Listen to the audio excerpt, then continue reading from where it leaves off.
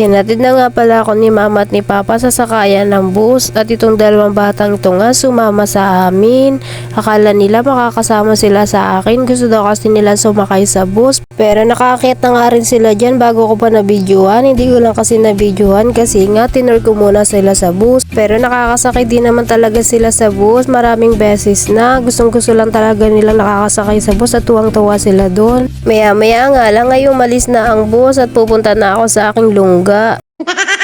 After 100 years nga ay nakarating na rin ako. Ito nga nag-aayos lang ako kasi may pupuntahan daw kami. Kakarating ko nga lang may pupuntahan na kaagad. Di muna ako pinagpahinga.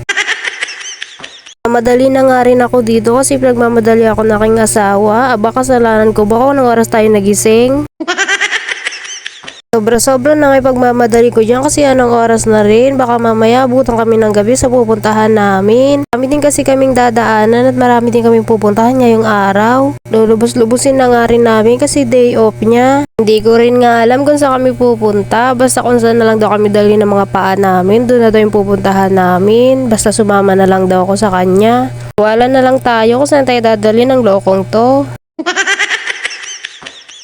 Eto nga, naglalakad na nga rin nga kami. Sabi nga ng aking asawa, gupitin ko nga daw yung natitirang buhok sa buhok niya. Panipisan ko pa nga daw. Kasi siya din kasi ngayon nagupit niya kasi nga wala ako ng New Year. Kasi ako kasama ng New Year, kaya siya lang yung nagupit niyan bago mag New Year. Mas di naman yung gupit niya kasi ako talaga yung nagugupit sa kanya. Or talaga yung nagpagupit sa parlor, ako lang talaga. Tiwala kasi yan sa akin. Habang nga kami naglalakad, ay nagtatawanan kami. Pinag-uusapan namin kung anong ginawa namin kagabi. Tapos sabi pa nga niya sa akin, naka-video daw pala ako, baka daw marinig yung mga pinag-uusapan namin. Sabi ko nga, hindi ko naman yan ipaparinig, i-BVR ko naman yan, kaya okay lang na mag-usap tayo dito ng kung ano-ano. Mahihain din kasi ito sa mga videos, pero sa ibang tao hindi naman nahiya, makapal ang muka.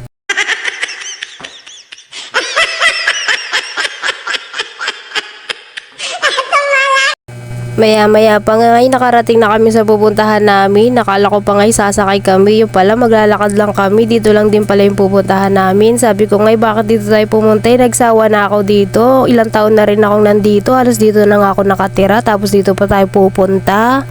Pero sabi naman niya sa kabilang mall daw kami pupunta kasi doon daw yung bagong gawa at bagong bukas daw na mall. Ipapasyal nga lang daw niya ako doon sa bagong mall. Pasyal na rin nga kasi siya doon nung nakaraan. Tumingin-tingin daw siya pero kukunti pa nga lang daw yung tao. Dumaan nga muna kami sa simbahan pero sumaglit lang kami kasi naalala namin na meron pala kaming dala na bawal ipasok sa simbahan, sabi ni na mama.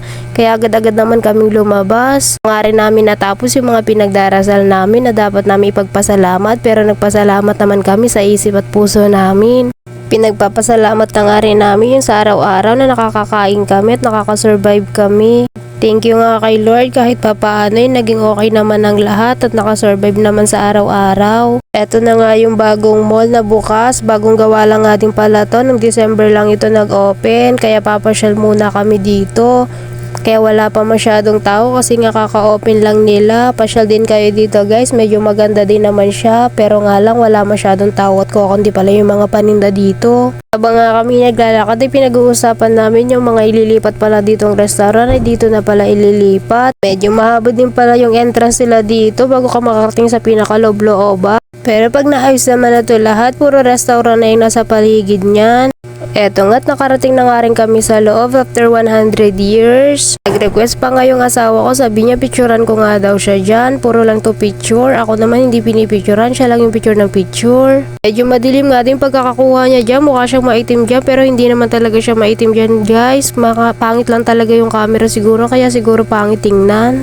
Sabi pa nga niya, wag na nga daw ako mag-picture kasi nagbibideo naman na daw ako. Okay na daw yun. Naninibago pa nga ako dito. Feeling ko maliligaw ako dito pag mag-isa lang ako kasi hindi ko alam kung saan ako lalabas. Buti na lang kasama ko ang asawa ko. Tinutor niya lang ako dito sa mall. Habang nga kami naglalakad, itinuro sa akin ng asawa ko yung store doon na may panty at bra. Sabi nga daw niya, bumili daw ako noon. Sabi ko nga dyan, ba't bibili pa ako? Kailangan ko pa ba yan? Nakikita mo na nga lahat kahit di ako maganyan.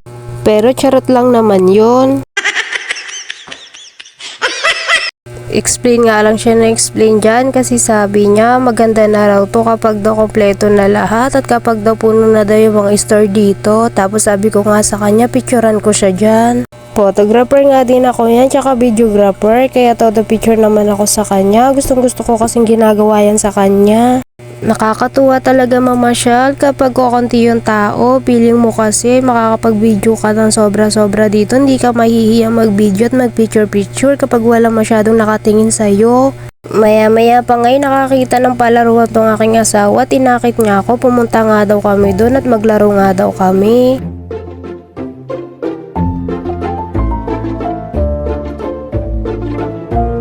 50 pesos nga lang sana na ang ilalaro namin dyan, kaso nga lang ang malas naging 100 kasi 100 lang yung barya ko. Ang swerte naman ng asawa ko kasi naka 20 coins siya. Pero sabi nga nyo okay lang yun kasi ang importante naman daw nag-enjoy daw kami. Yung pala siya lang naman yung nag-enjoy kasi siya lang yung naglalaro. Ako lang naman kasi yung taga-video sa kanya dyan. Pinapalaro din naman niya ako dyan, ang kaso nga lang di ako marunong nito kaya sabi ko siya na lang mag-ubos ng coins, siya na lang maglaro lahat.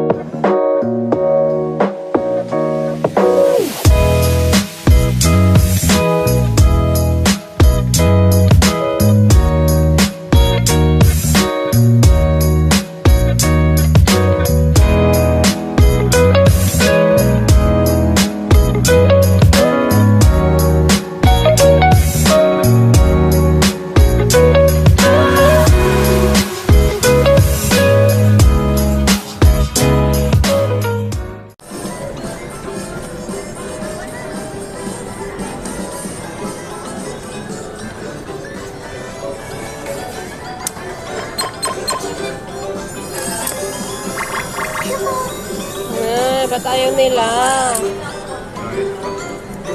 Sa mas malaki siguro. Ayun na, dapat mas malaki. Oo. Try naman natin dyan. Kahit tigda dalawa.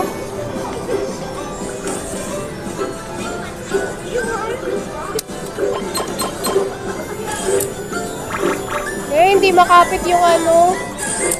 No? Hindi siya makapit.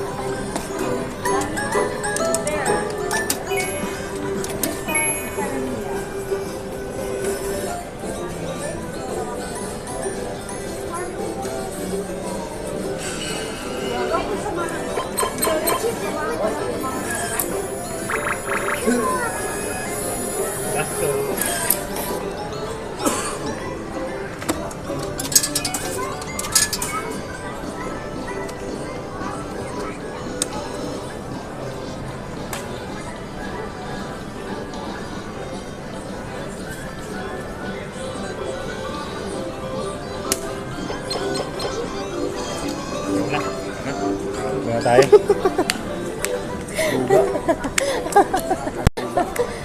Di ba lang tayo nakakuha sa inyo sa daan natin. Yeah, Parang ang zero dyan.